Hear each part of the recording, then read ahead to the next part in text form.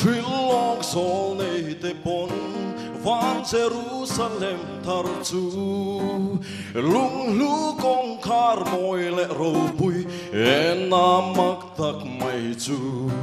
nun na pui an huang chu hun na chuan al thut pa a hual vel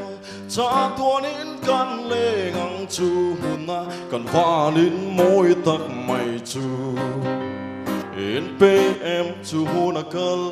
turin in pe em ma kiang leng turin cha tuan ro rel na ni lo thleng tur chu ing hang lel ve em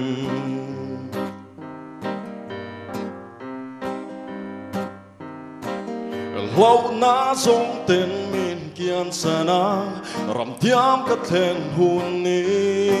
za na ong to long chu rama chuan e xua kan eng ni lên wal hui sông tên en lim ta ki kan choi moya kan lal pa cha tuan in na kia nga kan lenga cha tuan van in nuwa ma chuan o in pe em chu huna kal turin in pe em ma kia nga leng turin cha tuan ro rel na ni lo thleng tur chu ing hak lel ve em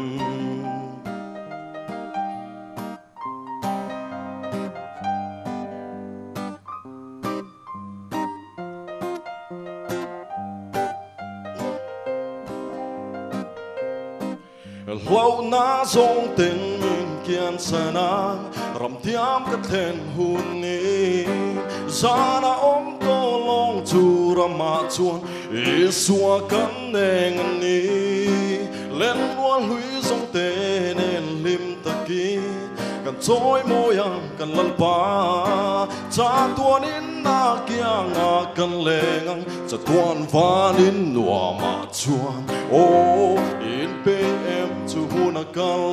turin in pe em ma kia nga leng turin cha tuan ro rel na ni lo thleng tur chu ing hak lel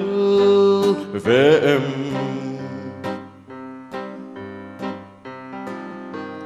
in pe em chu huna kal in pe em ma kia nga leng cha tuan ro rel na ni lo thleng ing hak lel ve em ing hak lel ve